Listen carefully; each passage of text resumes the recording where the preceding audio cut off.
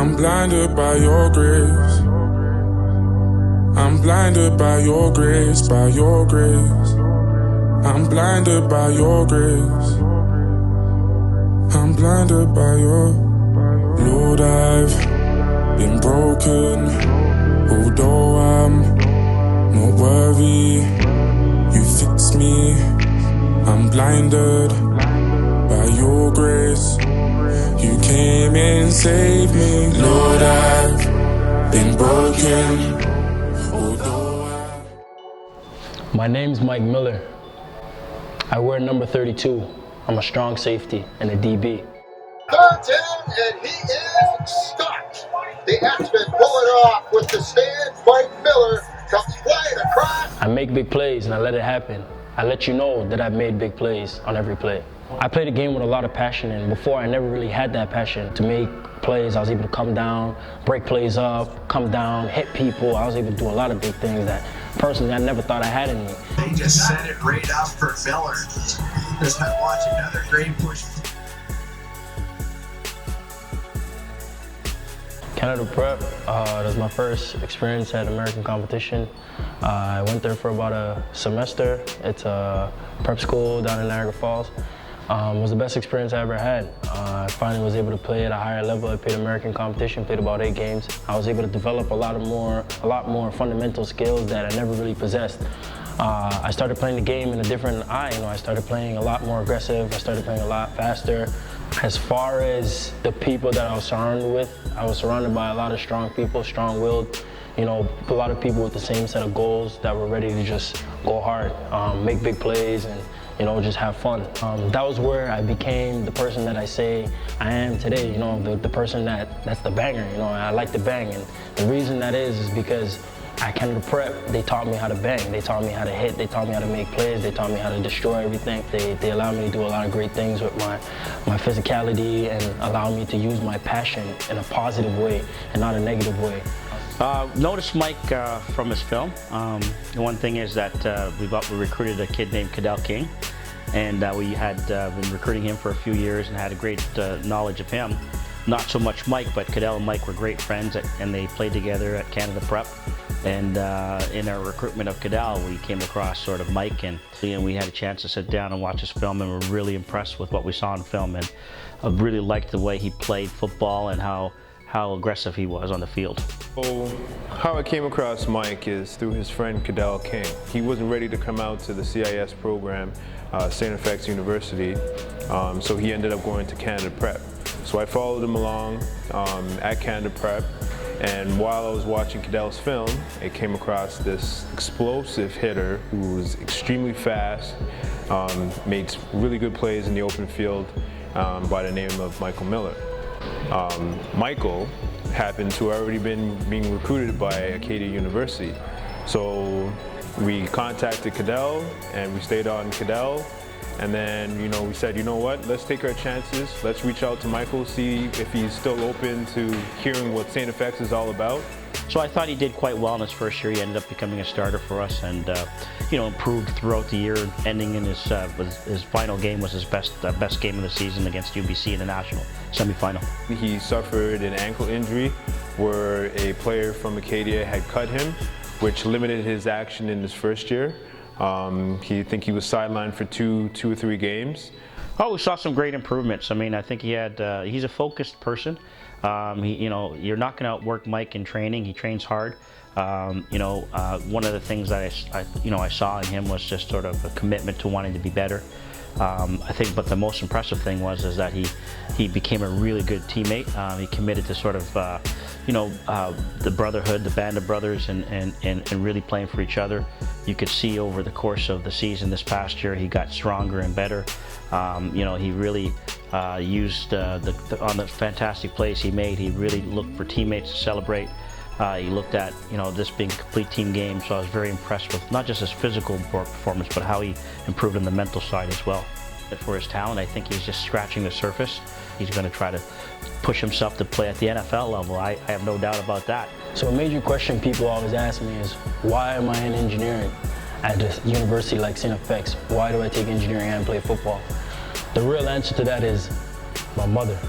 100%. Every day I wake up, I do everything in regards to her. So I remember at a very young age, at about 15, I made a promise to my mom that 10 years from now, that it was all gonna stop. All this hard work she's been putting in is all gonna stop. And I remember her looking at me, confused, compelled, trying to figure out what's the next step. Where is he going with this? And I simply just said to her, when I reach the age of 25, you'll never have to work another day in your life.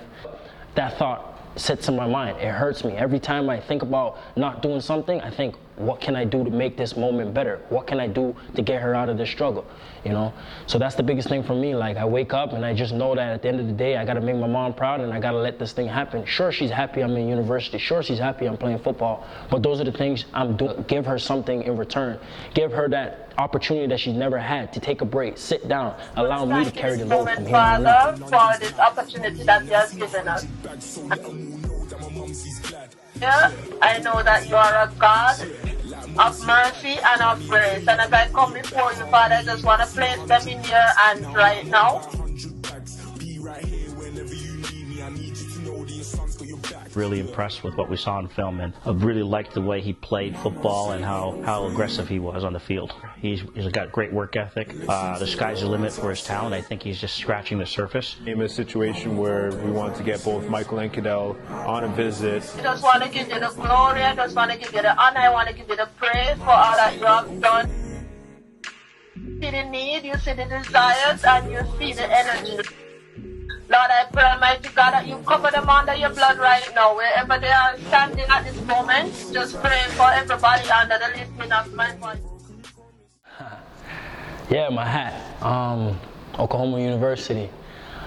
This signifies one of the most inspirational person that's a youth around my age that I can say I'm proud of. You know, this is someone that I grew up with.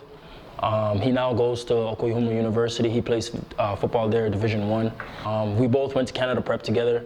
We both shared childhood experiences together. We both dreamed of playing at the highest level as we possibly could. And fortunately, he was able to get it. I'm proud of him. And then every time I get a chance to speak to him, I'm very happy and thankful to see the things that God has allowed him to do.